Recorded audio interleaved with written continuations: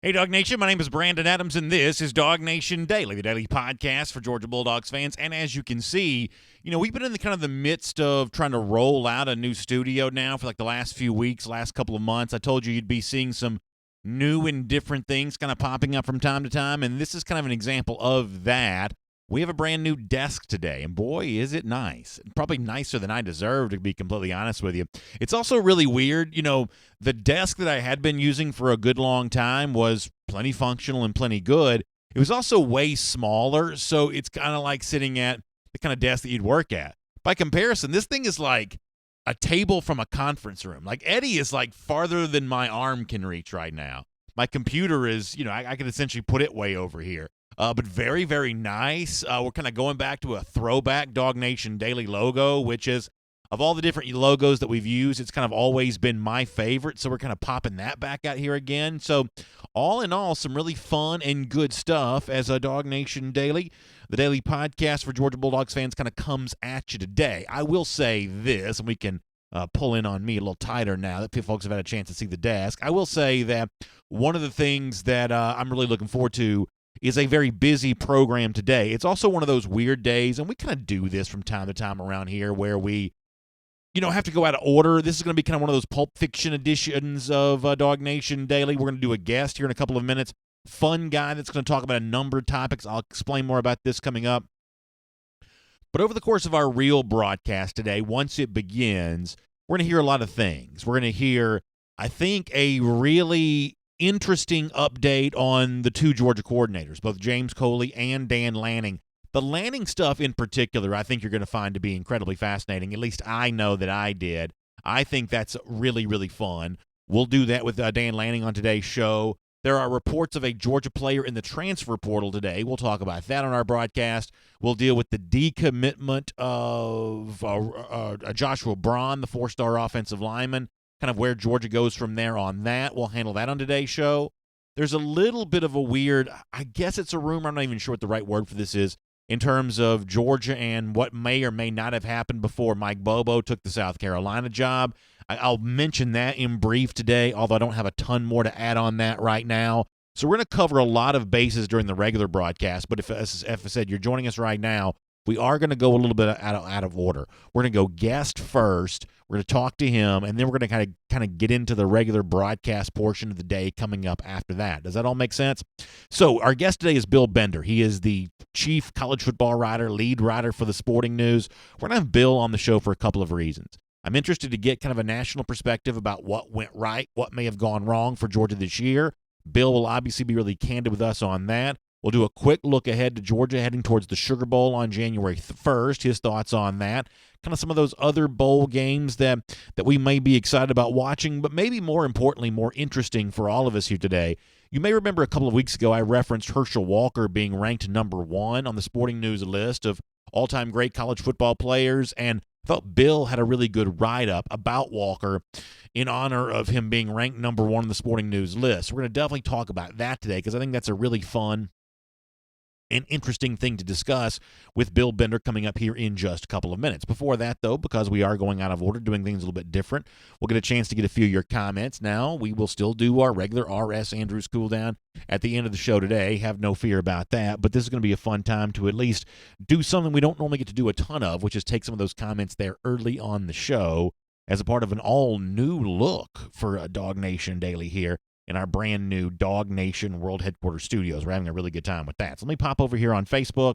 We'll do some YouTube. We did some Twitter the other day. I'm going to try to keep that going and get some Twitter comments going. The other day when I pulled up Twitter for the first time on my phone, lo and behold, 2 seconds later, the phone rang. So listen, there's always something that you deal with. That's just what we're dealing with on that. So let's try to cover all of those bases and pop in here and talk to some of y'all right now on Facebook first, and then we'll get going on YouTube and Twitter a little bit after that. Ray June Johnson says, how about we talk about the Robert Beal transfer? We'll certainly do that. Keith Finley says, crazy that Beal was a 5-star. Beal and Landers dealing with another one of those guys. And listen, one of the things when we get into the Beal thing a little bit more in the regular portion of the show, one of the things I want to say is that I think the Beal thing in this day and age of college football is just very difficult to avoid. It's just a real challenge to you can't play everybody equally. And one of the things that you see from Kirby Smart's perspective is the rise of Azeez Ojulari. And you can go back and listen to the things that Coach Smart said about Ojulari coming off the Sugar Bowl and kind of going through the early portion of this redshirt freshman year for Ojulari. You can see examples of that you were not going to be able to keep him off the field. Nolan Smith coming in as a true freshman, a guy that plays a very similar position, fills a very similar role at Georgia to what Robert Beal would have filled. You're not going to be able to keep Nolan Smith off the field. You're just not going to be able to do it, to say nothing of a guy like Jermaine Johnson there as well. So ultimately, the Beal story is not so much a story of Georgia's failure to use him or Beal's failure to flourish. There's a very good chance that Robert Beal's just a really good player. Matt Zenitz, by the way, from AL.com, reporting that Beal is in the transfer portal. We'll get into more detail on this later on. But, given everything that's going on, there's just not a lot you can do about this. When you have guys that come in and blossom as quickly as Ojulari and Nolan Smith did, Jermaine Johnson did, at a certain point, there's just not going to be room for everybody. And unfortunately for Robert Beal, there may not be room for him at Georgia. Now we'll find out what's next for him. AC Slater says, much like Tyreek Stevenson this year at the star position. Maybe so, but I think Tyreek Stevens a little bit different there in that regard, though, because by the end of the year, it certainly seemed pretty likely to me that Stevenson was going to have a home at Georgia. It seemed like that Stevenson was really kind of finding himself. And I had a chance to talk to Tyreek Stevens about this at the end of the Sugar Bowl. Maybe we need to play some more of these interviews here on DawgNation Daily the next couple of days. We should probably do that because I asked Stevenson about the frustration of not playing early and the feeling of kind of coming on late in the year. And certainly the feeling I got from talking to Tyreek the other day was, now listen, he's a confident guy. Confident guys expect to be playing right away. He didn't necessarily shy away from the fact that he was a little bit disappointed about not playing at the beginning of the year. But certainly the role that Stevenson was filling for Georgia by the end of the season, on the field a lot in this SEC championship game, for instance, in the early stages of that game, a guy that was a big part of the Georgia defensive game plan, that I think you see a certain degree of improvement from beginning of the year to end of the year for Tyreek Stevenson, and certainly because of his body style and certainly because of everything else, a strong possibility that Stevenson is going to have a home at Georgia for the next couple of years at least, and then we'll find out what his NFL future looks like after that.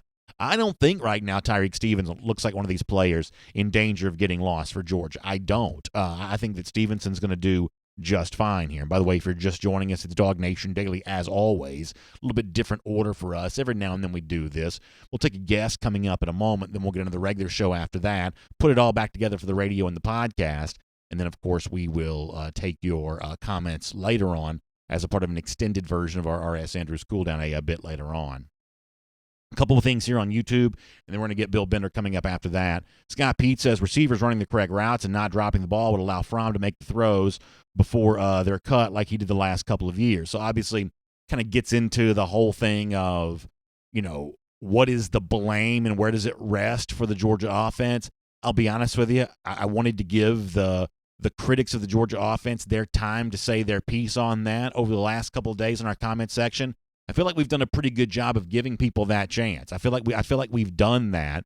I think now I'm a lot more interested in solutions than I am slicing up the sort of pieces of the blame, just to be completely honest with you. I think there's a little bit more autopsy that has to be done here and there, but for the most part, we are now in a situation where it's time to move on. It's time to start talking about the solutions, how things get better, and at least on this show, I know that the Georgia team has already done that. They're working on a effective offensive game plan for the Sugar Bowl, and more importantly, they're working on an effective offensive game plan for 2020. But on this show, we're going to kind of take that same lead and talk more about the how Georgia gets better part of all of this, more so than what went wrong. Crow King 123 said we should talk about basketball.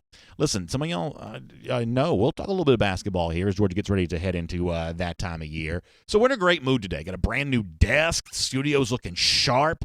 It is it's popping, I believe the kids would say. I feel very, very good about that. We got Bill Bender here too. So it's a fun edition of DawgNation Daily, and with that in mind, let's bring on Bill Bender right now. Terrific writer for the Sporting News, a fun voice around the sport of college football. Always a great time to talk to him. It is Bill Bender here from the Sporting News. Bill, we appreciate your time here on DawgNation Daily. I'm sure you're catching your breath as we kind of go into that lull in between the end of the conference championship games and the start of the bowl season. And so knowing time is precious here around the holidays, we appreciate you spending some of that with us and hope you're doing well. Yeah, thanks for having me on. How are you guys doing? Well, we're doing really well, or at least I guess the audience would say they're doing about as well as could be expected, given the fact that Georgia's not where it wants to be in the college football playoff. It is in the Sugar Bowl instead, and we'll get into that matchup with Baylor, I guess, here coming up in a moment. But, Bill, anytime we're lucky enough to have a national voice on the show, someone who's kind of outside the bubble of the team that we are closest to, we're always curious and eager to get an outside perspective. So things this year for Georgia compared to preseason expectations went wrong, and I don't think it's unfair to say they kind of went horribly wrong, just given the fact that Georgia, by how it looked against LSU, far removed from the true best elite teams in the country. What were your overall thoughts on Georgia this year? Oh, I mean, it's obviously disappointing when you don't make the playoff with that much talent, but I think the one hole we talked about in the preseason showed up. You know, they just had young and experienced receivers. And that made it hard. It made it hard in the South Carolina game. And it made it hard when you had that. They were just beat up at the finish line. You know, they limped to the finish line a little bit, and LSU exposed that. And I think, you know, from a recruiting standpoint, Georgia's fine. The defense was elite. But I think just some things offensively, and maybe that'll cause some. When you watch what LSU did, I'm wondering how Georgia will kind of revamp their offensive philosophy in the offseason. Because LSU, man, it's been something to watch.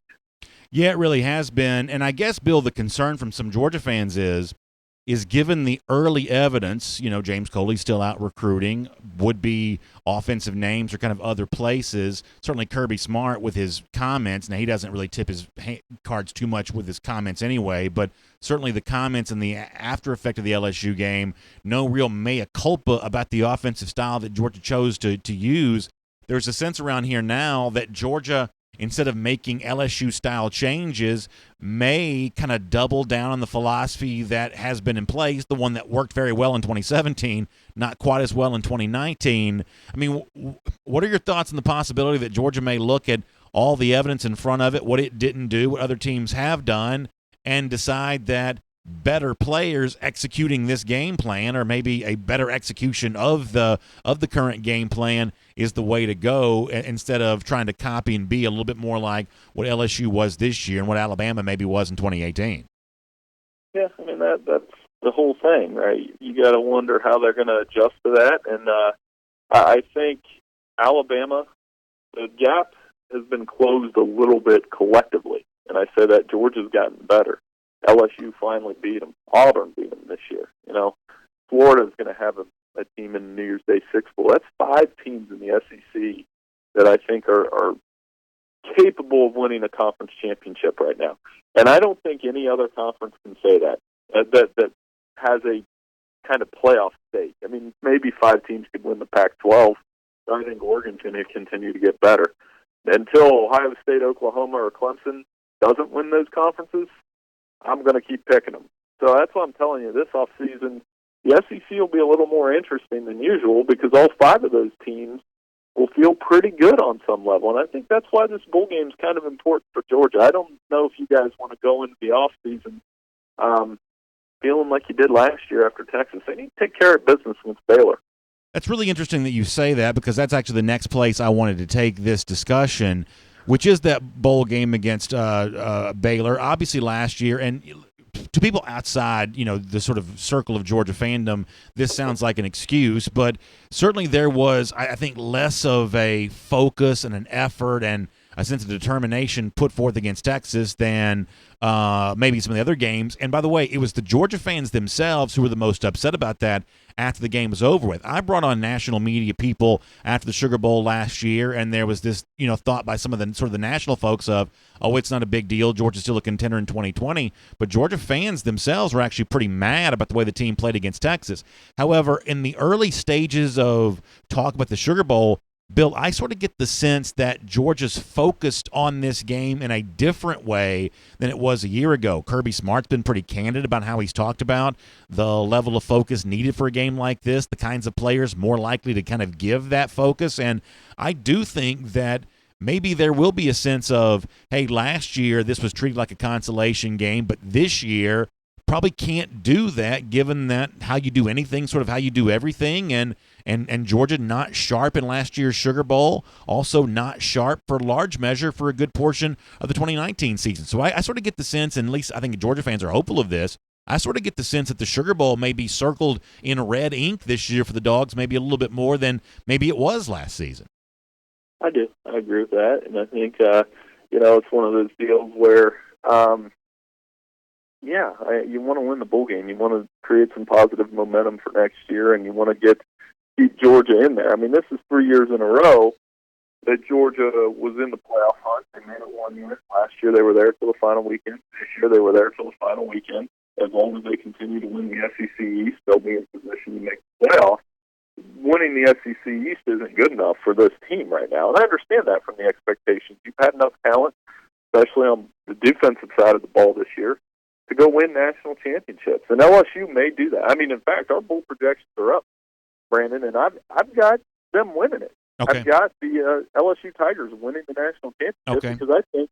Do you think they're the best team? I do.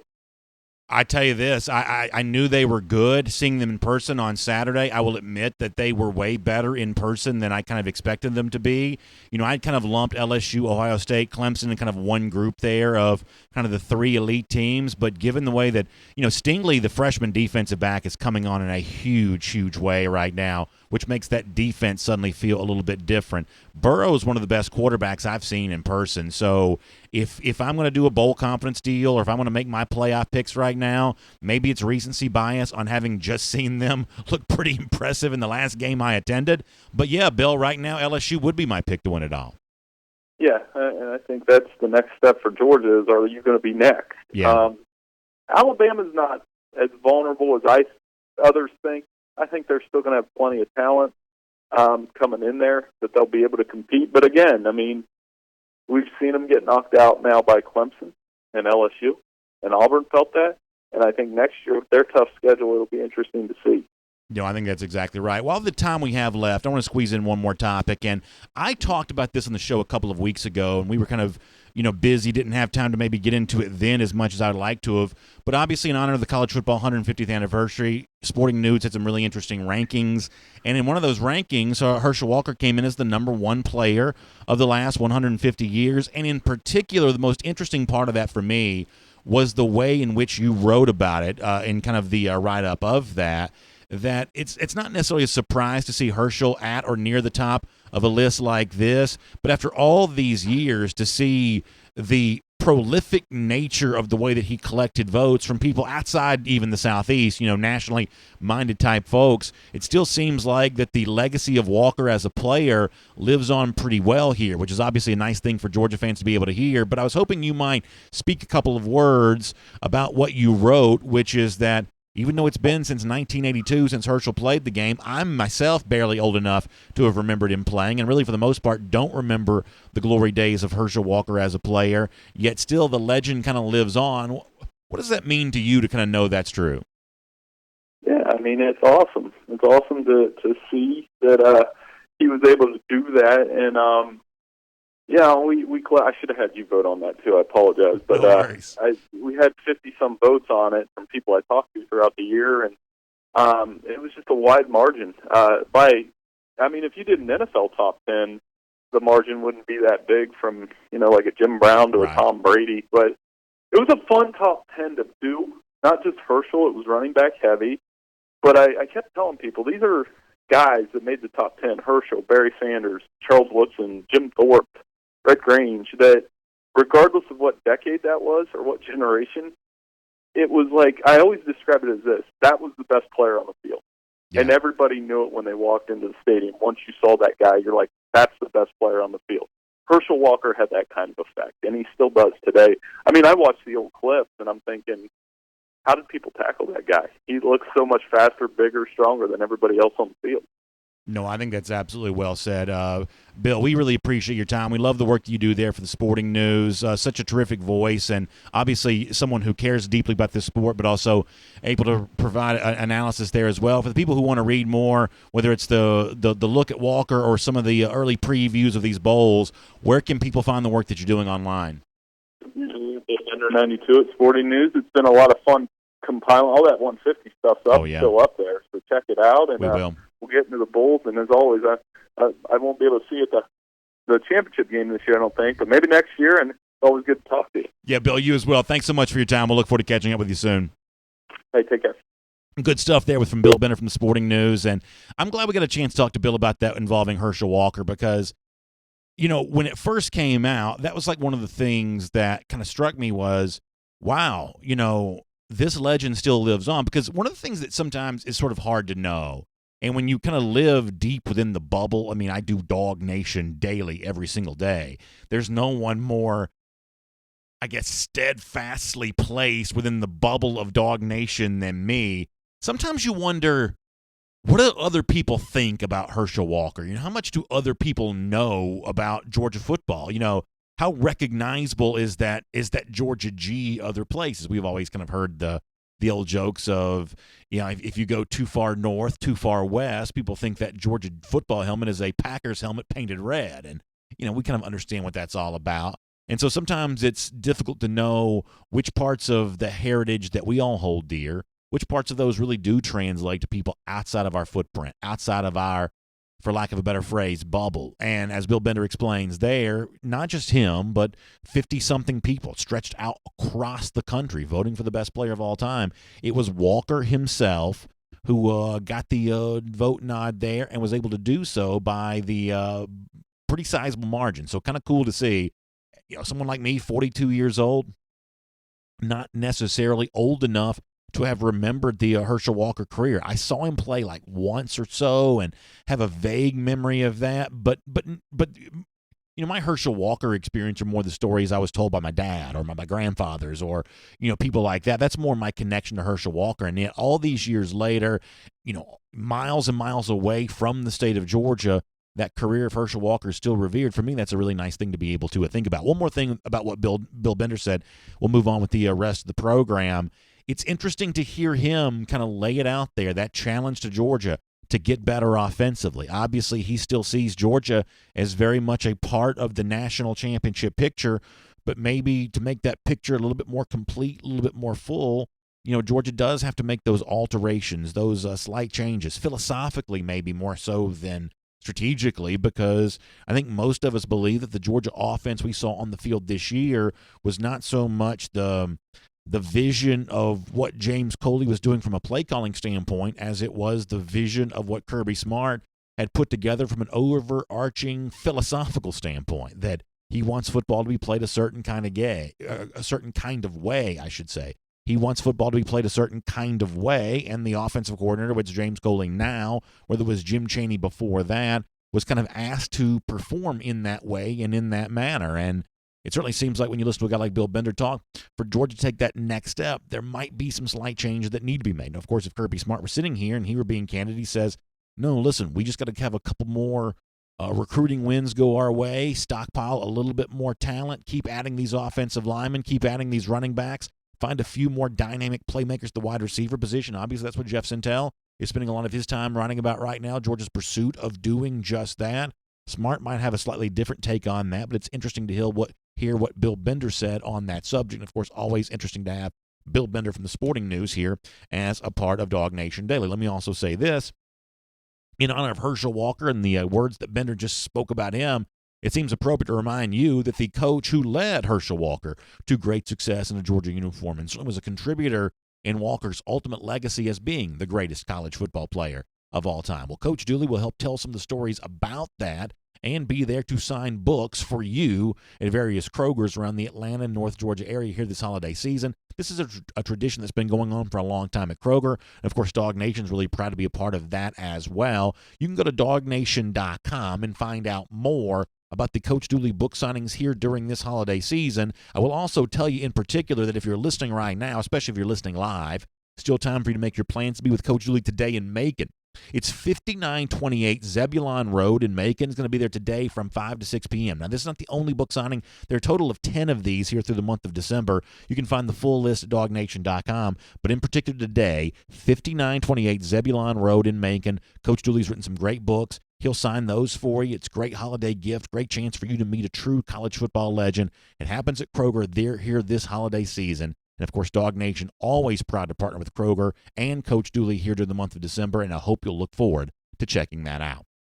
All right, good stuff here on DawgNation Daily. We are going to kind of get organized and sort of get back in kind of a regular order. Every now and then, scheduling conflicts, things like that, make it necessary for us to sort of do things a little bit different. So you will hear later on, if you listen to the radio show or the podcast, we'll kind of put all of this back together, make sure it fits the way that it's supposed to. But good stuff there from Bill Bender. Let me just do this as a way of kind of giving everybody a chance to catch their breath. I'll take a couple more comments here, and then we'll kind of roll back into the regular portion of the show. And at that point in time, we'll kind of start straight from the top. So a couple comments, and then we'll get ready to do a lot of that kind of stuff. Jacob O'Neill, good to have you checking in as a part of the show today. Tim Tatum, good to have you here as well on Facebook. Lynn Johnson Shipman on the subject of like negative folks. And yeah, listen, Lynn, I said this a couple of minutes ago, and I really do believe this to be true. That, around here, we take the job of being the voice of the fan really seriously. Ultimately, we are a show, and there's a reason why I always say the daily podcast for Georgia Bulldogs fans, not the daily podcast for the inner circle of media members or the daily podcast for rich donors or anything like that. We're the daily podcast for sort of regular, average, run-of-the-mill fans. And their voices, your voices, are a really important thing to be able to be expressed. And on the heels of a disappointing loss, it is just natural to have a little bit of a grieving process go along with that, right? Complaining about what went wrong, offering solutions for how it can be better, and just sort of the general gnashing of teeth. As much as we don't like to admit it, that is a part of the sporting process, right? Anger after your team loses a game. And sometimes that anger kind of comes from an emotional place. And I think the show's purpose for a couple of days in a situation like that is to kind of blow off some steam. I do think that's true. I think there also comes a point, though, when that's not necessarily the thing to do anymore. And I think we've kind of reached that point where, hey, we've given people their say, we've given people a chance to blow off some steam. Now it's time to start having some fun again. Now it's time to start thinking about some of the things that are going well again. And now it's time to start thinking about how Georgia puts the pieces back together to have a truly successful season. I think that's certainly something to think about. Scott Pete on YouTube gives us an example of that. The fact that Richard LeCount, J.R. Reed are both going to play in the Sugar Bowl. Yeah, you heard Bill Bender say a minute ago that he thinks the Sugar Bowl is important for Georgia this year. And I sort of get the sense it's not just media guys who think that, media guys and gals. I think it's the team, the players, the coaches themselves who kind of also think that too. I think that Georgia knows that it needs to do a better job for its bowl prep this year than it did last year. Now, maybe this is all just sort of happy talk and this will end up being a glorified scrimmage again. Maybe so. I can't guarantee that it won't. But certainly the feeling around this thing right now, the candor from Smart about what maybe happened last year, the focus of some of the players about their desire to go be a part of this thing this year, the early stages, I think the early returns here are pretty good on this. Crow King 123 says, hard to be happy and excited, though, when not a whole lot's going our way right now. And Crow King, I understand that's true, or at least that seems true. I do think, though, there may be more going your way as a Georgia fan than you might realize. We're going to try to talk about that on today's show a little bit, at least in a couple of examples of how things may be better than you might realize. We'll try to do that here coming up in just a moment. Stephen Wainwright says, why can't players stick around for their senior seasons like Nick Chubb and Sonny Michel? It was so interesting when those two guys did choose to do that. And obviously at the time, maybe we didn't quite realize just how unique that decision would feel even just a couple of years later, where Georgia lost a lot of juniors off last year's team. And admittedly, I'll be very candid about this. I don't know that I took that as seriously as I should have. I assume that the success that Georgia has had recruiting-wise would give Georgia a chance to overcome the losses of the McCole Hardmans and the Riley Ridleys and the Isaac Nadas and some of those guys that left. Admittedly, that's kind of what I thought. And I think in the future, when something seems like an obvious concern before the beginning of the season, I guess it's probably going to be my job to treat that with a little more care and treat that with a little bit more respect. That if something seems obvious, there might be a reason why that is indeed obvious. So we'll keep taking your comments and all that. Michael Porter, by the way, certainly excited about seeing the Sugar Bowl and excited about seeing what Georgia does against Baylor. So we got a lot of ground to cover. We'll get to the Joshua Braun stuff. We're going to deal with the Robert Beal stuff. I got two interesting notes on the Georgia coordinators, and I think you're going to be interested in both of these. We'll get both those things coming up. And yes, I am going to start the show today by talking about Justin Fields. even though sometimes this topic leads to a lot of tension, I step into this space knowing full well of what I'm potentially getting myself into. But I think there's an important point to be made about this. Without trolling anybody on either side of a topic, I think there's an important point that can be made, needs to be made, and I think we'll be better off for hearing it. Otherwise, I wouldn't go there just given how hot button it is. I'll let you judge for yourself. Was this worth bringing up after it's done? So let's go along the ride together. DawgNation Daily, the daily podcast for Georgia Bulldogs fans. Good to have you with us. It begins right now. Presented by DawgNation.com, this is DawgNation Daily, the daily podcast for Georgia Bulldogs fans. Here's your host, Brandon Adams. There's a concept in politics, and Lord knows we don't talk about politics here in this show, but there's a concept in politics called a third rail issue. Now, the best I can tell, here's what a third rail issue is. It's an issue that's so controversial. It's an issue that's so problematic, and a problem potentially that's so difficult to solve. If you're a politician, it's kind of not even worth going there. That just by stepping in that direction, you kind of put yourself in a position where you come out worse for having stepped into it. So therefore, third rail issues are sort of better left alone.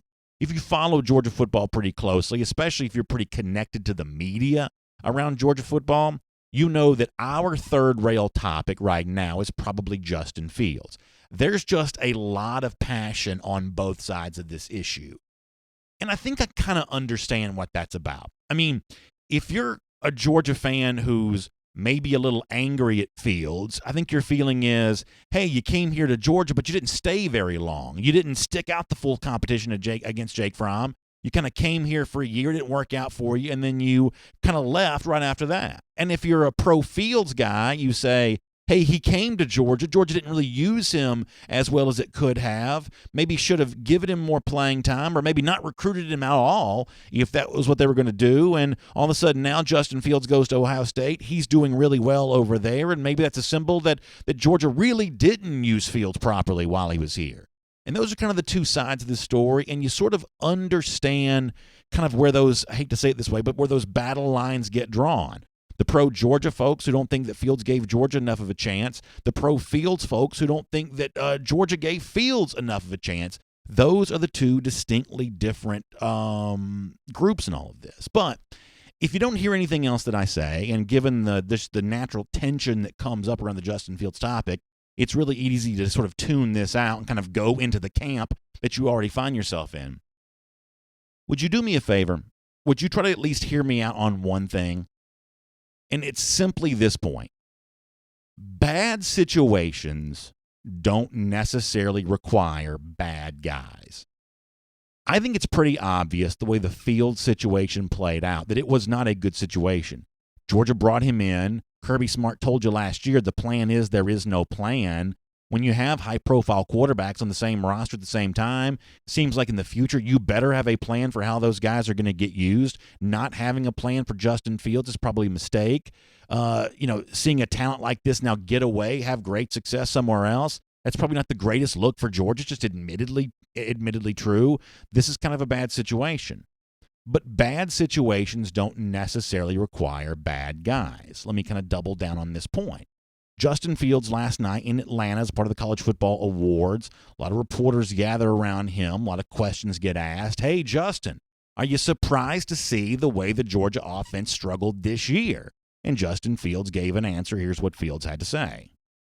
Yeah, I think it is just with the way the guys they have on offense. I know they have great running backs. Drake's a great quarterback, smart guy.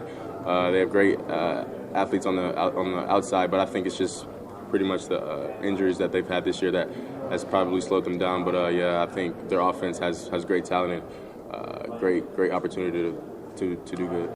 So listen, I think that's a pretty classy answer. And pretty much anytime Fields has been asked about Georgia, the answer that he's given has been a pretty classy answer. Steve Hummer from the AJC went to visit with him before the Wisconsin game a few weeks ago. Kind of classy answers all the way through. Right there, Georgia offense. I mean, he had every opportunity to say, yeah, it's struggling because I'm not a part of it. Have you seen how good I'm doing at Ohio State? But Fields doesn't really do that. Now, listen, the way that it all worked out for Fields at Georgia, I think is kind of bad. And you can decide who takes the most blame for that. But that doesn't mean that Fields is a bad guy. You can hate the way the field situation worked out at Georgia, but I don't think you have much reason to hate Justin Fields. Now, some of the adults around Fields, could you criticize some of their behavior from time to time? You might could if you really want to get deep in the issue.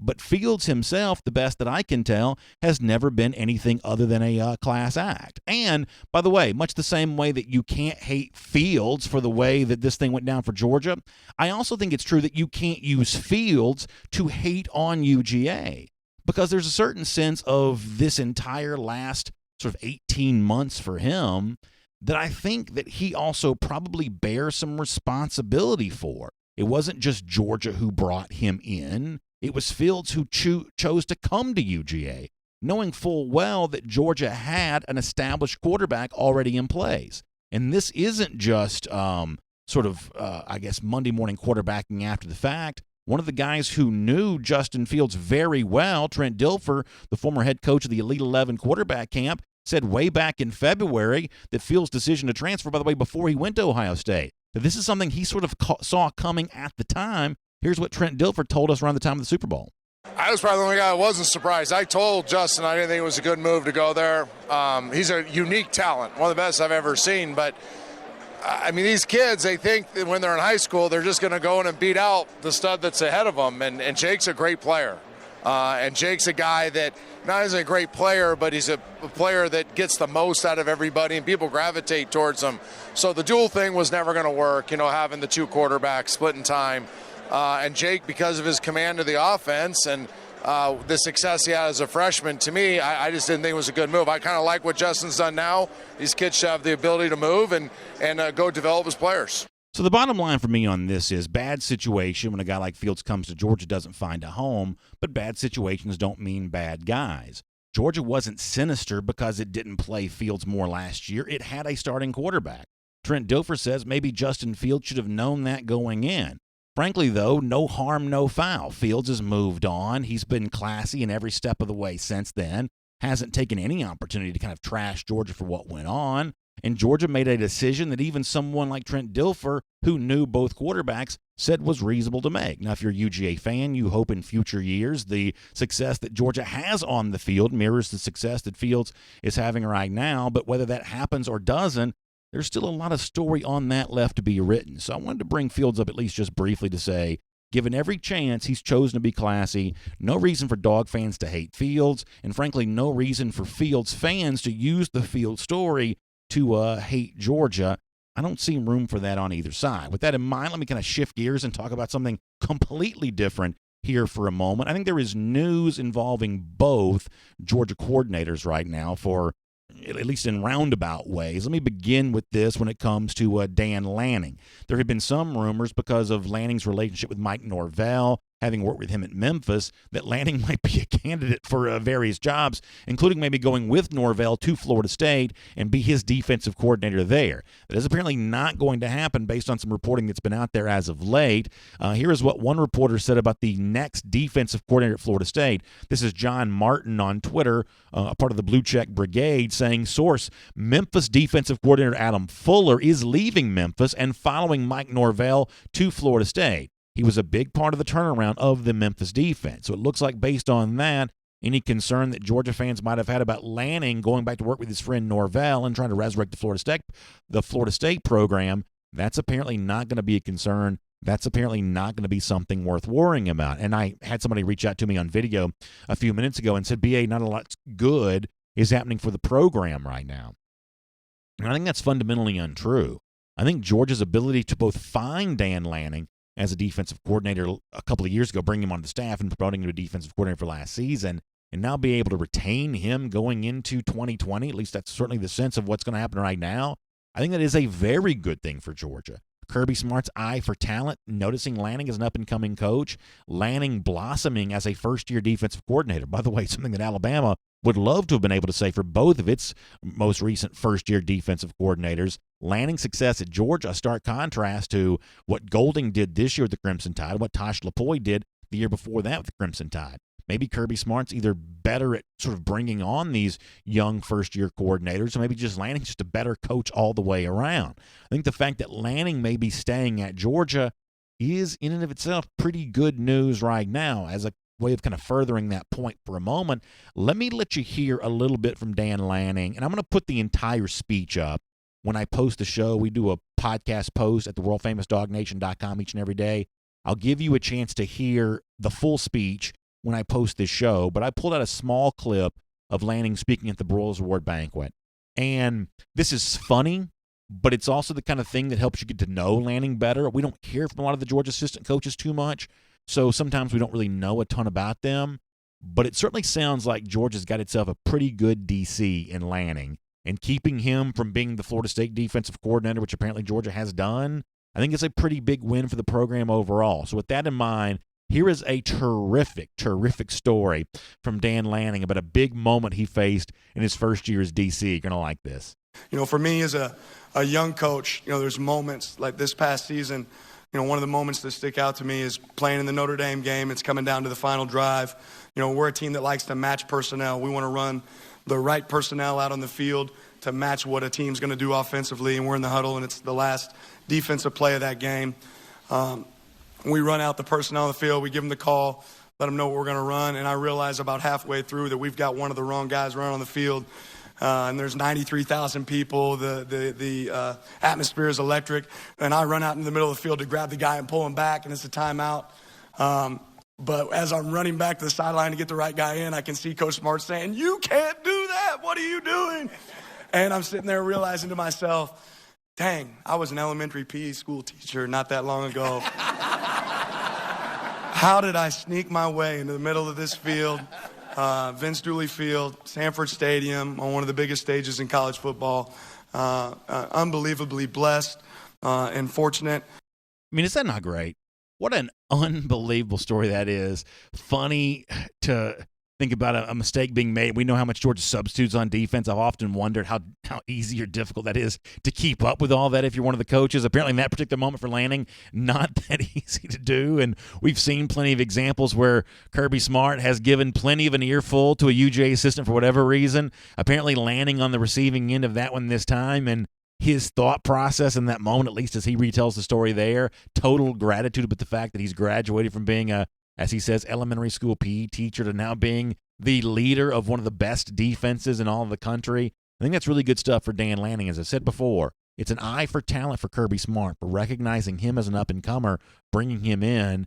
From the first moment he was here, you could tell that he was absolutely cut from the same cloth as Glenn Schumann and Kirby and all these guys.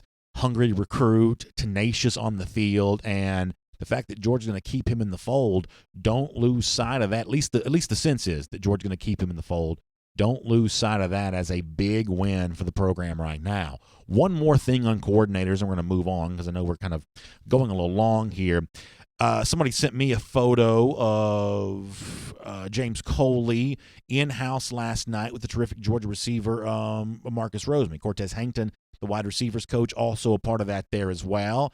And, listen, I tweeted about this. Obviously, Rosemary is one of the big gets for Georgia in its 2020 class. And if you're hoping for a big turnaround from the receiver position, then the presence of Rosemary is obviously a major part of that. Now, I know the flip side of that coin, too. When some of you see Coley in that photo, you're going to say, well, I guess that means that Georgia's not really making a change at offensive coordinator. I guess that means that Coley's going to be back and be the guy again for the 2020 season. And certainly that's the sense I get from that, too, that those talks of how much Georgia might be pursuing this guy or that guy or the other guy or whomever, that Coley has maybe always been more in Kirby's plans than maybe some fans wanted him to be. And maybe that's the right thing to do, too, because here's the one thing that seeing that photo kind of brings to mind for me. Georgia would not be sending Coley into a living room like Rosemary, given how important Rosemary is as a 2020 recruit. Georgia wouldn't be sending him into that living room unless it knew that Coley would have some value there. Rosemary as a player is just too important. For Georgia, who has a desperate need for receiver, Rosemary, at least on paper, is the best of the bunch. The best that Georgia currently has in terms of its commitment group, with all due respect to the others, the best of the ones that Georgia might be able to bring in. Rosemary's the lead dog there. So if you want to put the best foot forward for him, you got to send coaches in there that he trusts. And apparently that's Cortez Hankton. Apparently that's James Coley, who's kind of always had that way down there with South Florida. So I want to try to be fair and balanced about this. Obviously, I've had my say and my piece on the Georgia offense, the things in which I think it could do better, the ways in which I think it could improve, for this season. And obviously, when an offense struggles, whether the Georgia offense did this year, a guy like James Coley is going to be at the center of that conversation because he is by title the offensive coordinator. But it's also fair to point out the ways in which Smart still sees the value in him as a recruiter, developing that relationship with Marcus Rosemary potentially one of the catalysts for improved play for Georgia in 2020 and beyond. So do with that what you will. Coley at the center of the debate and the discussion among fans right now, but still a valuable part of Kirby Smart's coaching apparatus. And the ultimate story of who was right, the fans who criticized the offense, Kirby Smart seemingly willing to stay patient with it, it may take us a little while to know the answer to that question. My name is Brandon Adams, and this is DawgNation Daily, the daily podcast for Georgia Bulldogs fans. Hello to you, and thanks for being with us. Live on video, 10 a.m., DawgNation Facebook, YouTube, Twitter. We're on the radio at noon on Athens Sports Radio 960 The Ref, and we're available as a podcast wherever you find them. The Apple Podcast Player, the Google Podcast Player, and the world-famous DawgNation.com. Just really glad to have all of you with us, and I'll tell my radio and podcast audience something that you can't see, but I'm still really proud of. I've been talking about this on video today, the fact that we've got a brand new desk here. Very big, very fancy, fancier than I deserve by a long shot, but I'm really proud of it. So glad to be able to showcase this today, and glad to be having a good time with all of you on the program. Speaking of having a good time, can I tell you about something here real quick that I know you'll find to be really fun? And I want to make sure you take advantage of this while this opportunity exists. I have been to Brasstown Valley Resort and Spa during this time of year when it's cold outside and the fire's like crackling in the fireplace. The last time I stayed there, I had a fireplace in my room. That's how nice it is. I also have the gorgeous fireplaces in the big, well-appointed lobby right when you walk in. Huge, stone fireplaces. There are Christmas decorations everywhere, trees. And the whole thing is just beautiful, beautiful this time of year. And in honor of Brasstown Valley Resort and Spa celebrating its 25th anniversary, you can also save 25% off on select dates here this month. Let me give the promo code to use for this, and please act now so you don't miss out on this really fun offer. It's BVR25. That's BVR25. Go to BrasstownValley.com and find out more about that. Saving 25% off select dates here at Brasstown Valley Resort and Spa here during the month of December. For our audience, I will tell you we've got Bill Bender coming up in the sporting news. Good conversation with Bill on the way. We get into his thoughts on what went wrong for Georgia this year, what's still right about the UGA program, a little bit of a preview of the Sugar Bowl, and hope you'll stay tuned for the end of this. Really interesting insight into Herschel Walker, who Bill was recently a part of as with his publication there, The Sporting News, naming Walker the greatest player in the history of college football on the anniversary here, 150 years worth of college football. Herschel Walker gets the nod as the all-time greatest player. Bill Bender says some great things about that. We will do that coming up with Bill Bender here today on DawgNation Daily. Before that, let's go around the doghouse here today, brought to you by Online Trading Academy. And just as we were getting ready to go on the air this morning, Matt Zenitz from AL.com, and Matt's usually pretty good about transfer portal stuff. We don't typically have much reason to doubt him on this. He's been kind of a news source on the transfer portal, and it's a pretty robust business to be in these days. But Matt putting out there that according to what he has been made aware of, that Georgia linebacker Robert Beal has entered the transfer portal. Obviously, people remember Beal as a former big-time recruit for the Dogs, a part of the 2017 class. And I mentioned this briefly a moment ago when I was speaking to just our video audience, and I'll kind of restate some of this now. Bill's obviously a pretty impressive talent, and when we have seen him on the field, there have been moments when that talent has flashed here at Georgia. Ultimately, though, there's a nature of this that just sort of feels unavoidable. And the reason why the Beal thing feels unavoidable is you can make a case that Georgia may have recruited outside linebackers better than any program, maybe ever, certainly in recent years. And some of those guys have really flashed. And I was listening to some of the audio this morning that, Kirby Smart has given this year when it comes to Azeez Ojulari. The fact that it became pretty apparent last year's Sugar Bowl that Ojulari coming off his injury was going to be a real factor for the Dogs in 2019, and he lived up to that hype. He added weight. He was in great shape. He was the kind of guy that you could play, as a run stopper or a potential pass rusher. He wasn't one of those guys you felt the need to sub out of games. Nolan Smith was only a freshman this year, but he was smart. He was the kind of guy that picked up the offense quickly. Picked up the defense quickly, understanding what opposing offenses are going to do. He was the kind of guy you couldn't keep off of fields. Jermaine Johnson, to a certain extent, the junior college transfer, was very much the same way. Adam Anderson, as kind of that designated pass rusher, he had a role. And just given that depth, there wasn't going to be room for everybody. And Robert Beal, before the season began, Brenton Cox, before the season began, decided there wasn't room for him. Robert Beal, maybe now deciding there's not room for him here either. I don't wish these guys out the door, nor do I attempt to push them out the door. But there is a certain collateral damage to the presence of the transfer portal that Georgia's just going to have to deal with. And it's not going to be treated on this show as a calamity every single time someone decides that there are greener pastures somewhere else. Now, I think there is a certain integrity sometimes to sticking things out, and I think that players more often than not may find that the new home that they gravitate towards isn't quite as nice and friendly as they thought it was going to be, but players ought to be free to make that decision. Beal has made this decision right here.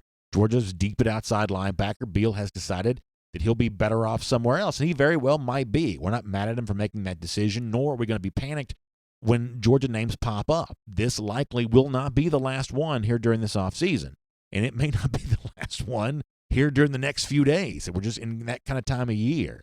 And as I said before, we're not going to treat all these as they happen as disasters, calamities, reasons to panic. This is a function of college football in 2019. And how you navigate these modern waters is the job of a football coach.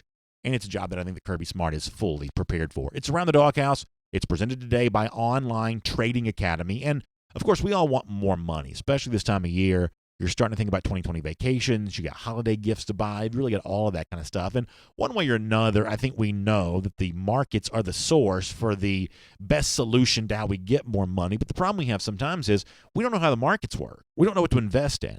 Well, what Online Trading Academy would say is the best first decision you can make is the decision to invest in yourself. That means learning how the markets work. Online Trading Academy provides that, both in the classroom and online. They'll give you information about a variety of trading styles across an entire spectrum of asset classes. You can really kind of get there, get your hands dirty for what the markets look like, how they work, and you can make money no matter which direction the market may be moving at any given moment. So check them out online. It's tradingacademy.com/Atlanta.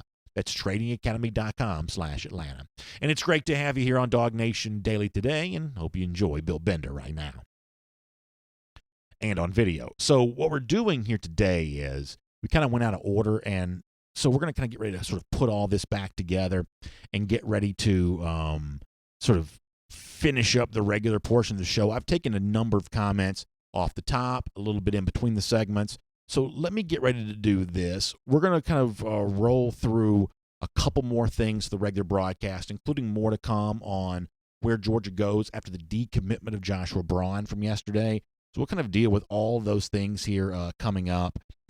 And we'll still have some time for your comments there at the end. I'm also going to at least briefly address a rumor that was out there involving Mike Bobo in Georgia. I don't have a ton to say on that, so I'll do that sort of towards the end of the show here today. So good to have you with us. If you're just joining us, how nice does the new desk look here? We're really fancy these days and really excited about that. So your comments before we're done. There you go. Take a look at that. Pretty sharp. Feeling pretty good about that all the way around. So your comments to come. But for now, let's roll on with the rest of DawgNation Daily. Let's take a look around the rest of the league. This is SEC Through. Good stuff there from Bill Bender. Really appreciate him being a part of the program. I hope you will read the stuff that Bill's doing there at the Sporting News. It's always a lot of fun. Something else that's a lot of fun, our friends at Royal Caribbean, the fact they're turning 50 years bold this year. It's a half-century worth of really making cruise destinations, cruise vacations, the most fun they can possibly be. And listen, one of the things that you can experience when you take a Royal Caribbean vacation that's really unlike anything else is Perfect Day Coco Cay. This is a private oasis right there in the Bahamas. There's a thrill side, which is fun and filled with slides and all kinds of just thrilling entertainment. There's a chill side, cabanas like right there in the water, kind of everything else that goes along with that. This is an exclusive to Royal Caribbean, and one of the fun things about that is some of the ships that sail there go right out of Port Canaveral. And if you've never been on a cruise vacation before and you're listening to me right now, it could be that Port Canaveral, just outside of Orlando, is the perfect port for you to go to take your first cruise vacation, because so many of those ships are going to take you right to Perfect Day Coco Cay, experience that private oasis, that amazing, amazing vacation experience. And it's a short drive from where I live, right here in the Atlanta area. So please make sure you check that out. Go to RoyalCaribbean.com, find out more about Perfect Day Coco Cay, get in touch with a travel advisor, and book the vacation that I know that you need. So there was a weird rumor that kind of came up. If you follow the NFL, one of the things that you're probably aware of is that Jason Garrett, the current Dallas Cowboys coach, may not be current Cowboys coach for much longer. His job probably in jeopardy. The Cowboys have kind of been one of the more underachieving teams in the NFL this year, and it could be that the Cowboys job comes open. You also are probably aware, if you ever watch like the hot take ESPN shows, like the Stephen A. Smith stuff or the Skip Bayless stuff on the other network or whatever else, the Cowboys are one of those teams that everybody on TV has to have a big opinion about. So when a job like that becomes available, you're going to have big rumors as to who might be the one that fills that job. We've heard about Urban Meyer. We've heard about Oklahoma coach Lincoln Riley. And I guess, and maybe it's Daniel Jeremiah who's leading the way on this, but there's also now the rumor that maybe Dan Mullen might get involved in this discussion. Now, y'all know I'm skeptical of Mullen, so take all of this with a grain of salt if you'd like to. But I'm not even quite so sure that Dak Prescott ought to be the Cowboys quarterback of the future. When I watch Prescott, I see a quarterback whose average is grits. But even if I'm wrong about that, I definitely don't think you should pick the next Cowboys coach because it's someone who's familiar with, comfortable with Dak Prescott. But nonetheless, that rumor is out there. I have a hard time imagining Dan Mullen as the next Cowboys coach. But nonetheless, he was asked about this by some reporters this week, TV-type guys, and the answer that Mullen gave was somewhere along the lines of, I haven't been contacted by any NFL team, but I guess if I was, I would consider that then. I'm essentially paraphrasing what Mullen had to say, not exactly shooting down the notion that he'd be a candidate for an NFL job, but also, leaving himself some wiggle room to say he hasn't been contacted yet. I think this is really interesting. Now, I'm going to read way too much into this, so as I said before, you can do with this what you will. This is maybe my own personal hill to die on. NFL rumors can work one of two ways. It's either something that would hurt a coach in recruiting. You don't want to go there because so-and-so is leaving. For instance, the fact that James Franklin was maybe rumored to leave Penn State at one point in time may have hurt him with some recruits. Lincoln Riley potentially rumored to leave Oklahoma. That may hurt him with some recruits. Or, and maybe this is the way that Dan Mullen feels about this, the fact that you're connected to the Cowboys job, especially if it's not real and you're not really going to go there, but to be mentioned in those circles, apparently Mullen must think this helps him in recruiting. Otherwise, it seems like he'd want to try to shoot this down as hard as he could. I don't think that Mullen's a real candidate for the Cowboys job. I don't. But apparently, just given the somewhat cryptic way in which he tries to answer this, it seems like he must think that helps his reputation a little bit. So there are a lot of programs out there that can say a lot of things about Georgia right now. Mullen in Florida is not one of them. So we will rally around our Gator hater pride here for a moment and say, I don't think that Dan Mullen's taking that Florida job. There are lots of Coach of the Year awards that come out. To be frank, I can't keep up with all of them.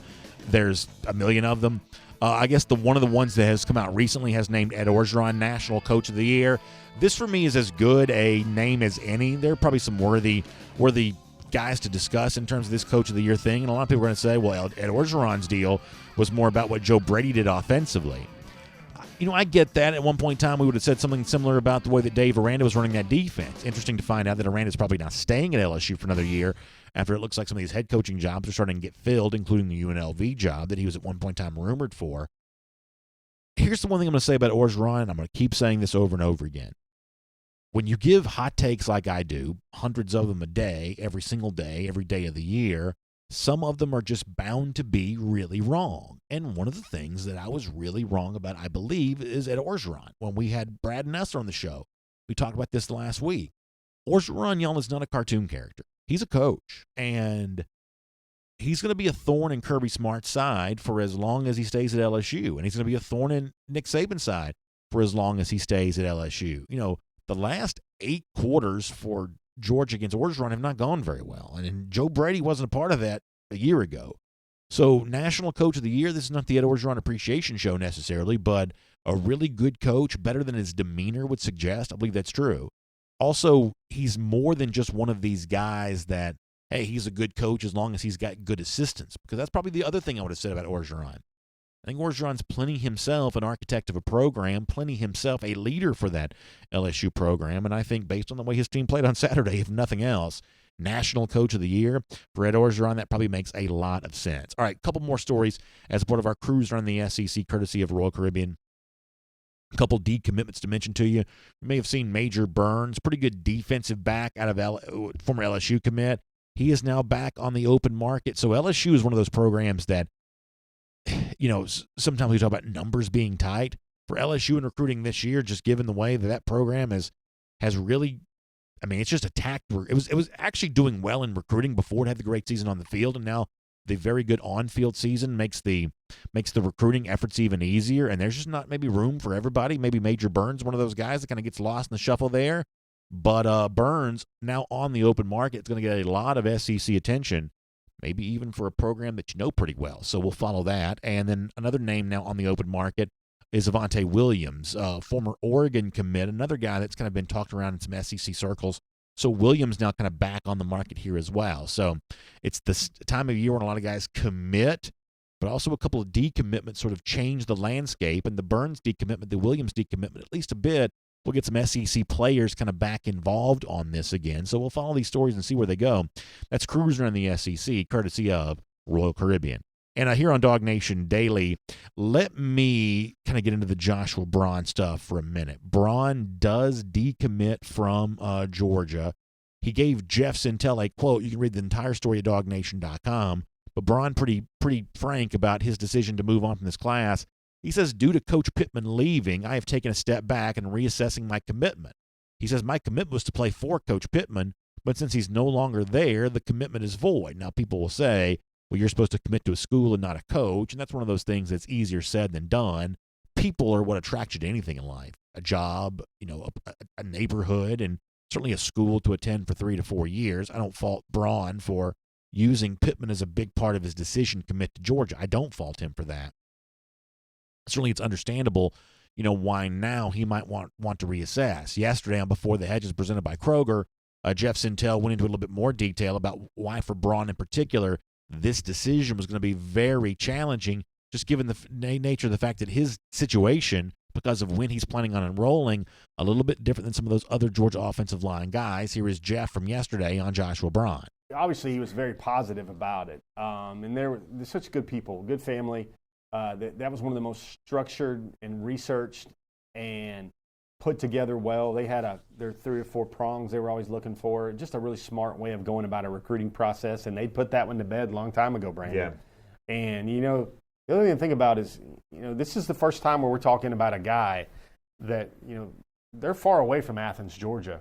And now really quickly, you've got to sit there and figure out, that's so far away. That's half a day's worth of drive away. I feel good about that man in a short amount of time to be with my son and kind of be with him more than anybody else in college. I think that's it's almost like speed dating now again with Matt Luke and Georgia or whatever. Does he go stay closer to Florida now? Does he think about South Carolina? Those were his 2 other finalists. And this is the hardest, I think, here for Joshua Braun because he's the one that is enrolling early. Yeah, so listen, it's that early enrollee stance and all of this that I think makes this really, really challenging. And even with the hire of Matt Luke, as good as it was always going to be hard to hold on to all these offensive linemen. We have now seen one leave the fold for the Georgia class. Maybe he reconsiders, probably won't. But now the job for Georgia is to hold on to the rest of these guys. Hey, one more thing real quick. For a lot of you, the NFL season now takes center stage. The college football season takes a little bit of a break. And one of the ways to make NFL games more interesting, more fun, is to get some action down on the games. And my advice to you is to use my friends at MyBookie for the place to place your action to make your bets on any kind of football game. When you use the promo code DawgNation, you can get a big first deposit bonus as well. Up to $1,000, your first deposit can be doubled, but you got to use the promo code DawgNation.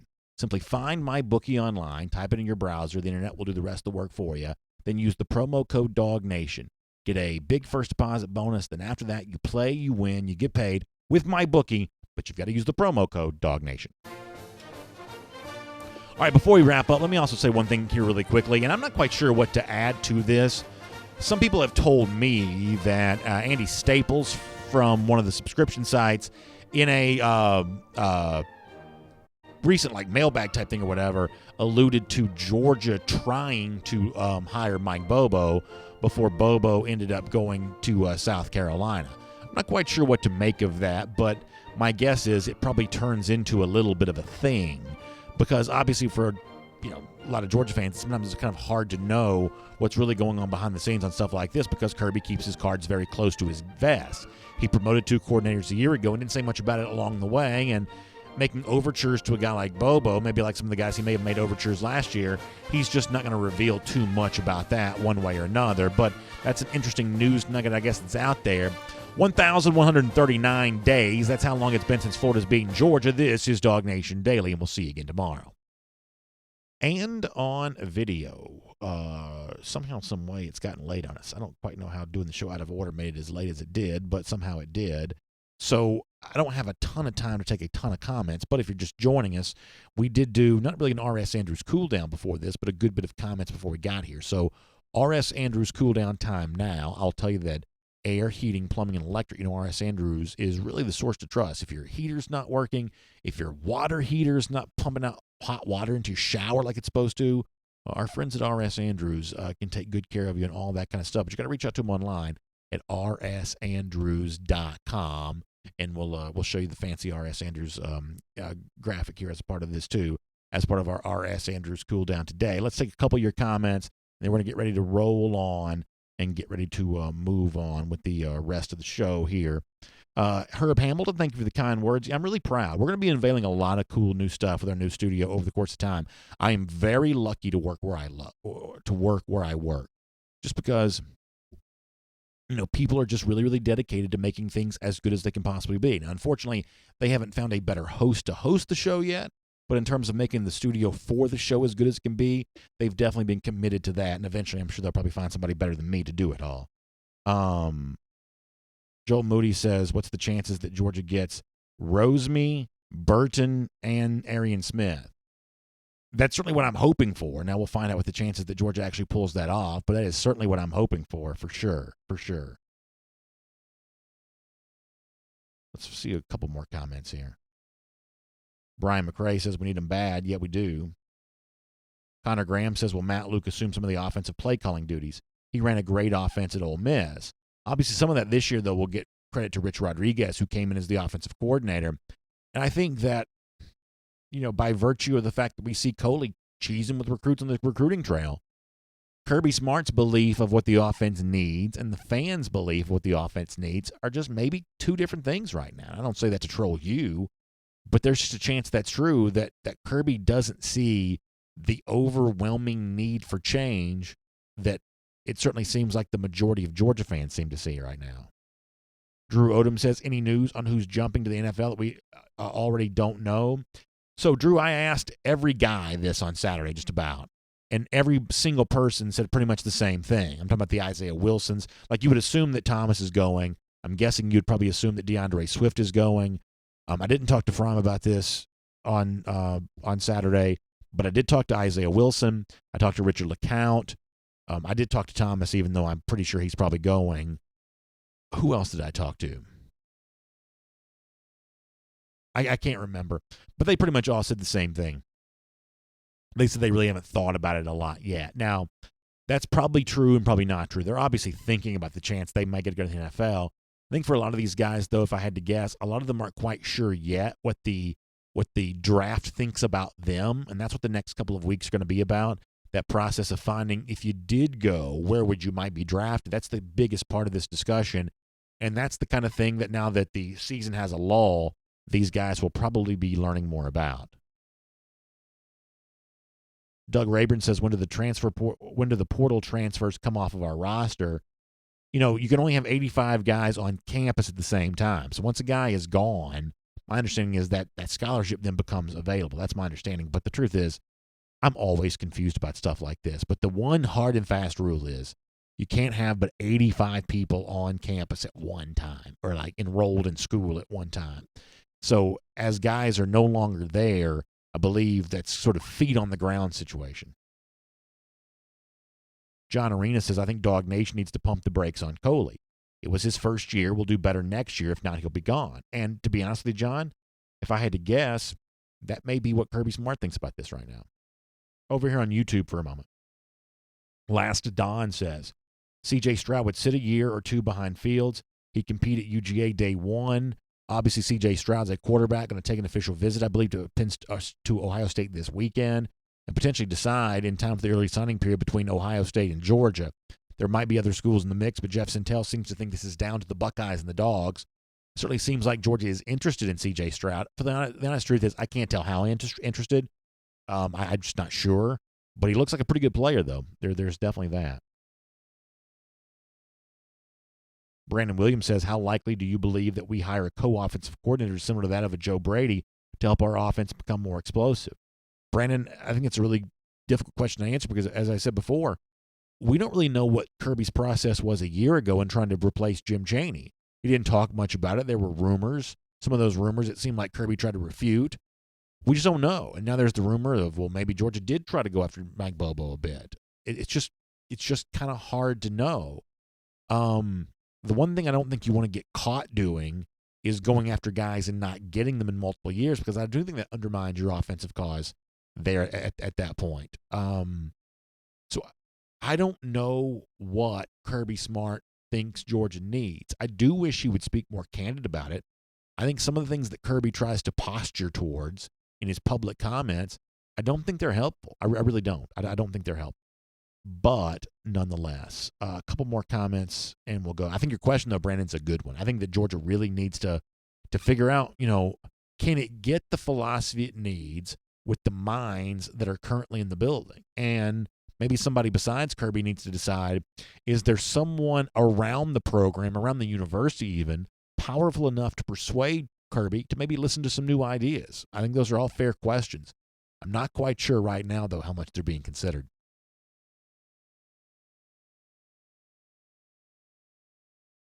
Jerry Henson says, is Carson Beck still committed? He absolutely is. He says he's going to sign at 9:30 on the first day of the early signing period. So any kind of push towards a C.J. Stroud or something like that is as a second quarterback in this 2020 class. Georgia's still all in on Beck, and Beck presumably is still all in on Georgia based on some of his recent comments. CC Dog says, NASCAR is about to be great again with Bama on the decline. I don't know why. That's pretty funny. That's pretty funny. Pro King 123 says, when it comes to quarterbacks, would rather get a transfer. And if you're looking for someone who has a reasonable chance of starting for Georgia anytime soon, a transfer is definitely the safest bet on that. Silent Chaos says, BA, let's get behind the stable of running backs and ball out in 2020. I'm all for that. Jarvis Hanna says, is Georgia recruiting Forrest Gump at the running back spot? At this point in time, maybe not. Plus, I believe he's an Alabama commit anyway. Richard Smith says, beat Baylor. Do it. Yeah, Richard. All of a sudden, this idea of the Sugar Bowl being a little bit bigger deal, a little bit more fun this year, all of a sudden it's starting to feel like a thing now, isn't it? Starting to feel like a thing. Robert Barnes also says in the subject like coaches, right now Georgia has its 10, and it's not obvious, if one of those jobs became available, which one of those would be the most likely to have that be true for. And I think Robert's probably right about that. Cody Taylor says something. And after this, y'all, we got to go. So I'm going to let Cody have the last comment of the day. He says, we need receivers that are matchup nightmares for opposing defenses. And it's going to make the run game that much better. You got to have elite receivers to win now. And good backs like we leaned on the years past don't scare defense anymore. You got to have a passing game to go with our backs. I just think that's true. Cody, I think you're absolutely right. I think it's 100% true that Georgia just needs more of that in the future. And I think it's hard to get because it's hard to find receivers who have the total package, right?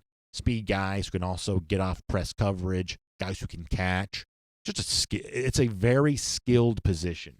Sometimes I wonder, is there any position that requires more true skill than the receiver position does? It seems like the days of like Randy Moss just sort of running in the general direction of the end zone and just sort of high pointing the football. It seems like the receiver position has gotten a lot more complicated than that. That's mostly because of how outsized Moss's talent was. I realize I'm overstating the situation, but it just seems like receiver has become a really precise position. Crisp routes, strong, athletic, it's become a tough position to find elite players for. It's become a very valuable position in the NFL, and it's kind of trickled down here to the college game, and that's obviously a big part of the challenge that Georgia faces with its 2020 recruiting class, and then on the field for 2020, be better at the receiver position. If it is, if the passing game improves, and some of that responsibility falls on Fromm too. We're not going to shy away from saying that. If all of those things happen, then Georgia can be a better team this upcoming season. I think those are really good comments. I appreciate all of you sharing them with us. As part of our R.S. Andrews Cool Down today, I'll also invite you to check out the AJC. Get your Atlanta news now there at ajc.com. Always really interesting stuff. And really my advice is to check in throughout the day for the news as it alters and changes, including some information about some rain maybe coming in and, more stuff on Justin Fields. There's some stuff in that in the AJC today there as well. Also, holiday events, a lot of those going on around the Atlanta area. You can check out more about them as well. It's ajc.com. Get your Atlanta news now at ajc.com. Huge thanks to Dari and the whole team at R.S. Andrews for making the R.S. Andrews Cool Down possible. Story after story, they deliver smiles. So if you've got a bad issue with your water heater or your furnace, or the electricity's not doing what it's supposed to do, a lot of plugs being used this time of year for all that kind of stuff, whatever you're dealing with, R.S. Andrews can take good care of you. You got to find them online at rsandrews.com. We appreciate you being here today for DawgNation Daily. You have a good day. We'll look forward to seeing you back here tomorrow once again. I'll talk to you then, everybody.